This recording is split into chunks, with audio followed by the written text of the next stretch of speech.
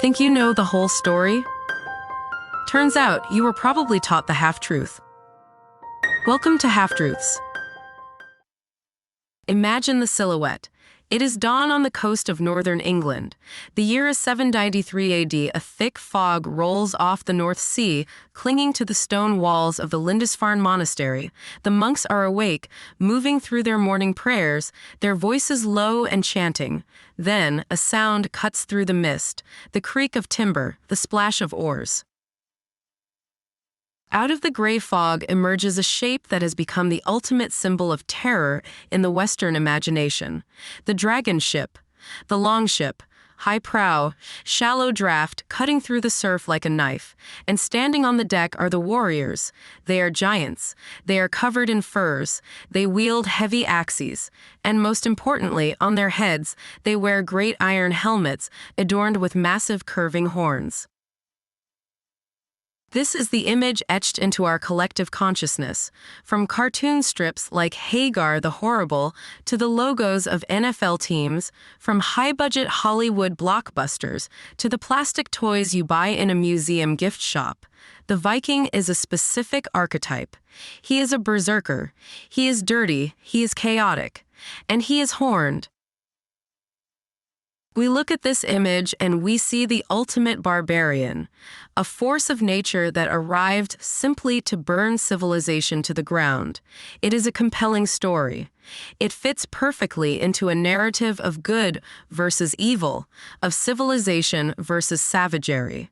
It is the story we tell our children, and it is the story that has been told for over 1,000 years. But what if that story is a lie?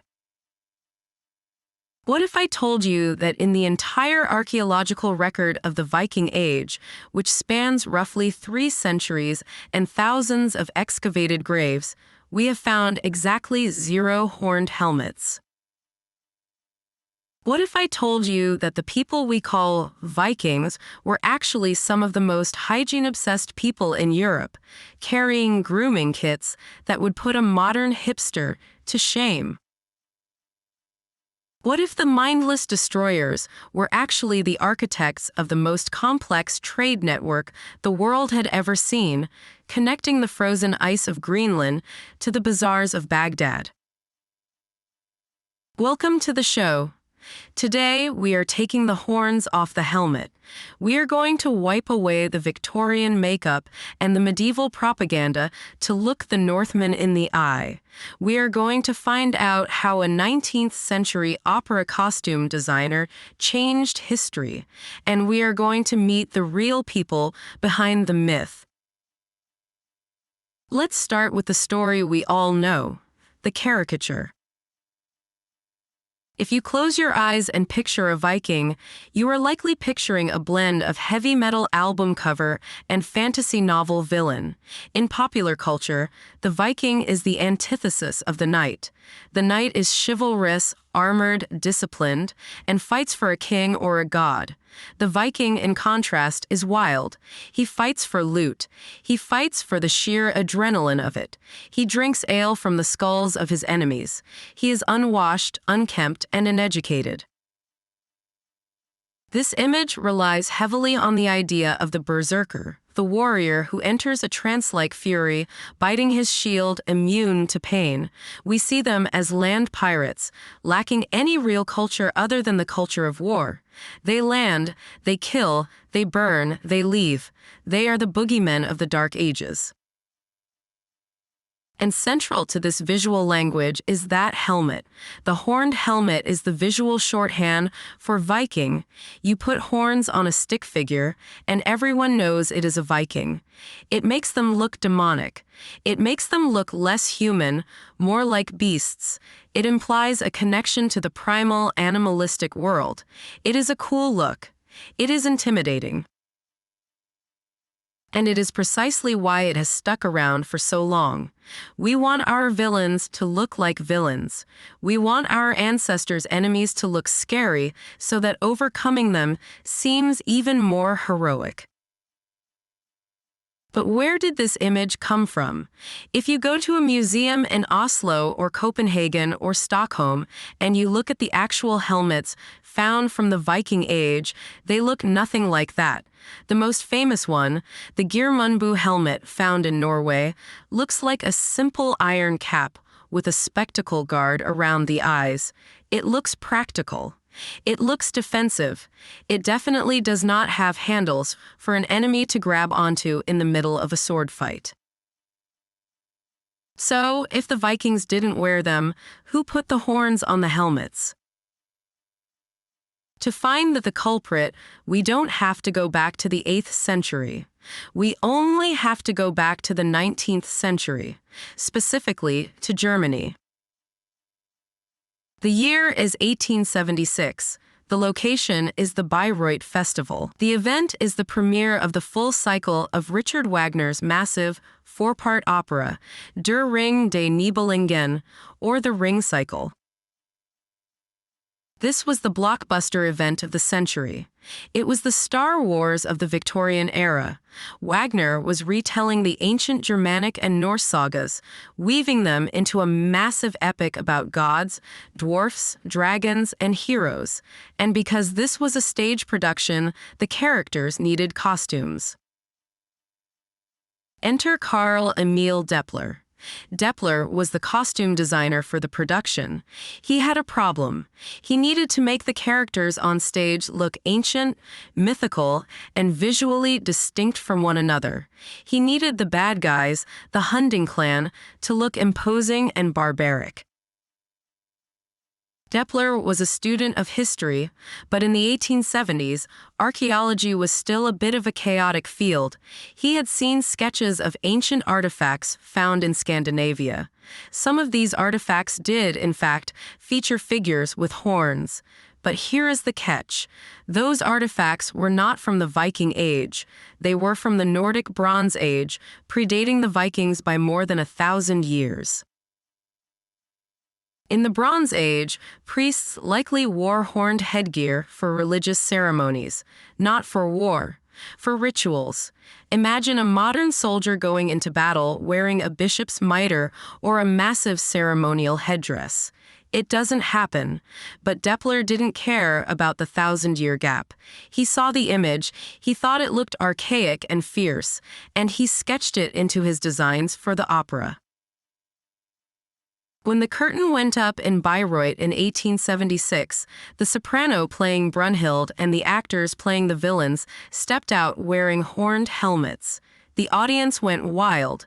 The imagery was so striking, so perfect for the romantic, dramatic intensity of Wagner's music, that it instantly became the definitive look. Illustrators for children's books, painters, and political cartoonists all adopted the look immediately. Within a few decades, the horned helmet was no longer a costume choice. It was historical fact in the minds of the public. We literally rewrote history because an opera costume designer thought it looked cool. But the myth of the Viking goes deeper than just a fashion faux pas. The horns are just the hood ornament on a vehicle of misconceptions. The deeper myth is the idea of the Viking as a dirty, mindless savage. This part of the myth wasn't invented by a German costume designer. It was invented by the victims. Most of what we know about the Vikings comes from chronicles written by the people they attacked. If you are a monk in a monastery in England or France in the 9th century, and a group of armed men just stole your gold and burned your library, you are not going to write a nuanced anthropological study of their culture. You are going to write a horror story. The Christian chroniclers of Europe viewed the Vikings as a punishment from God. They described them as wolves, as devils, as filth. They had every reason to dehumanize them. They wanted to portray them as the ultimate other. This bias has infected our view of the Vikings for centuries. We read the accounts of Alcuin of York crying out about the heathen men desecrating the sanctuary, and we accept it as the whole truth. But when we pull the thread, when we stop listening to the opera singers and the terrified monks and start looking at the science and the archaeology, the picture flips completely. Let's talk about the dirty barbarian trope first. In England, after the Vikings had begun to settle and integrate, there is a chronicle attributed to John of Wallingford. He wasn't writing to praise the Vikings. In fact, he was complaining about them. But listen to what he was complaining about. He wrote that the Vikings were causing trouble because they were too attractive to the local English women. He noted, with great annoyance, that the Norsemen had a habit of combing their hair every day, bathing every Saturday, and changing their clothes frequently. Let that sink in.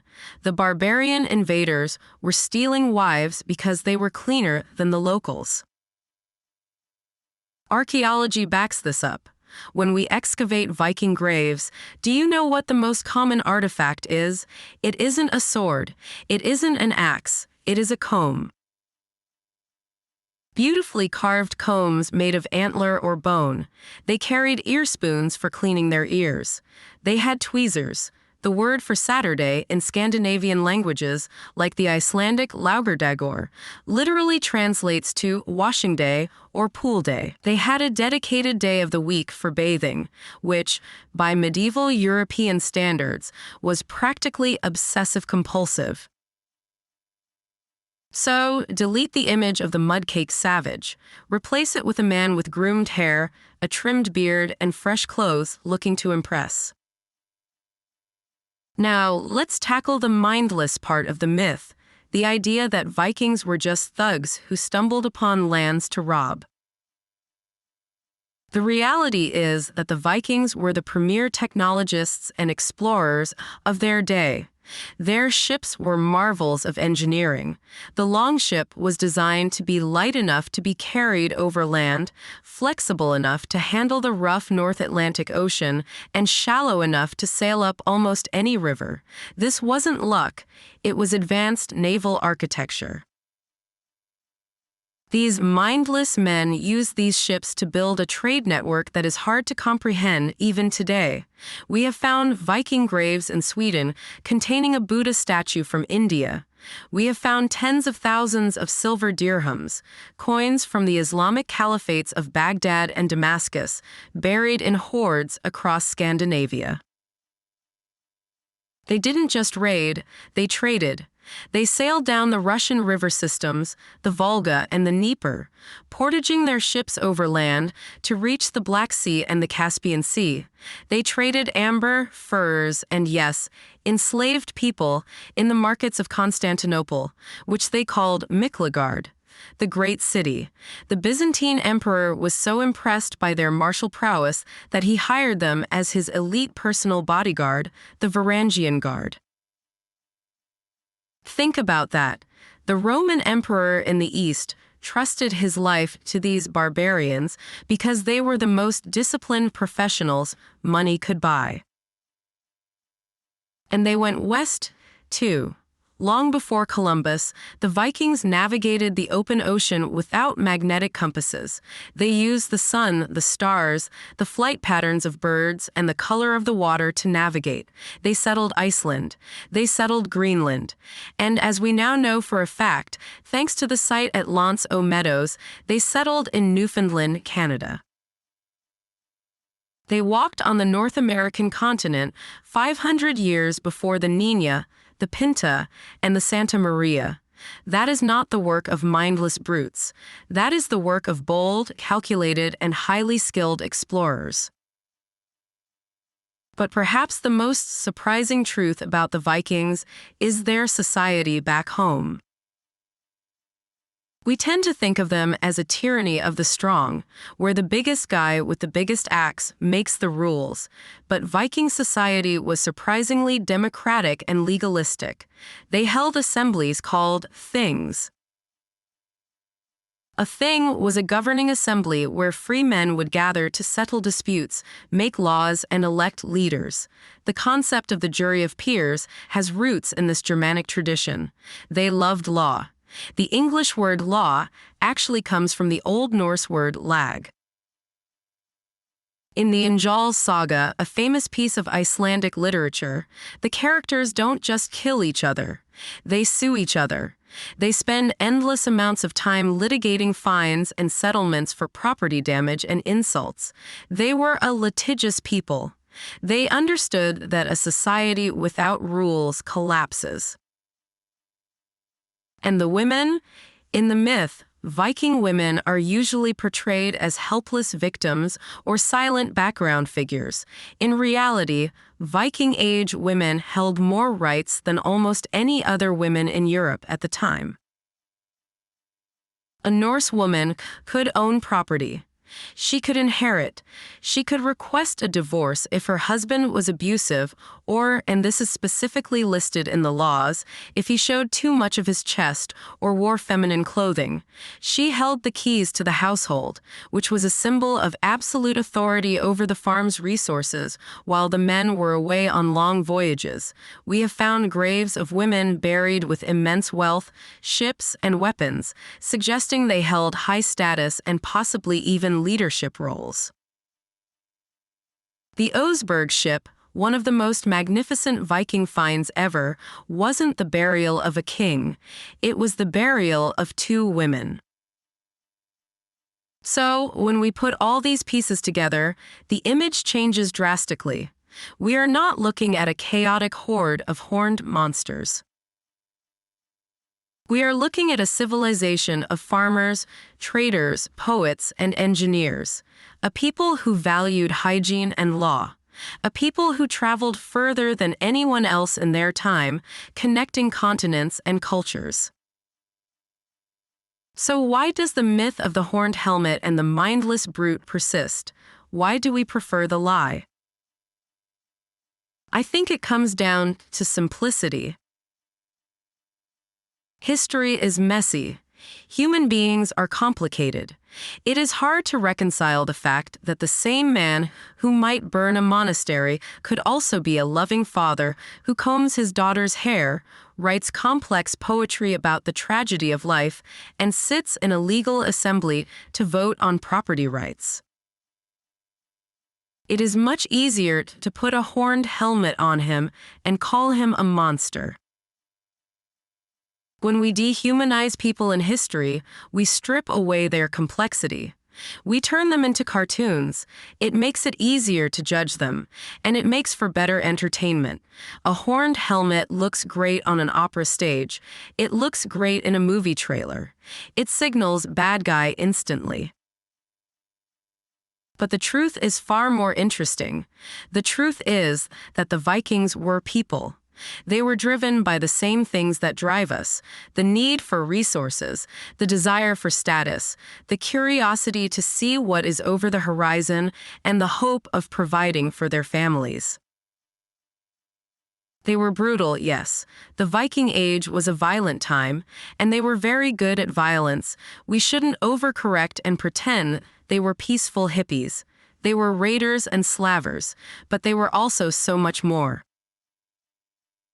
By stripping away the horns, we force ourselves to look at the head underneath. We force ourselves to see the human being, and in doing so, we learn a valuable lesson about history itself. We learn that history is often written by the victors, but sometimes it is written by the victims, and later, by the entertainers.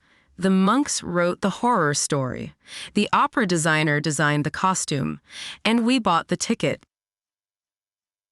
Every time you see that horned helmet now, I want you to see it for what it is: a Victorian invention, a symbol of our own desire for fantasy over reality. The real Viking didn't need horns to be terrifying, and he didn't need horns to be fascinating. He just needed a ship, a compass of the mind, and the courage to sail off the edge of the known world. And perhaps, just perhaps, a good comb.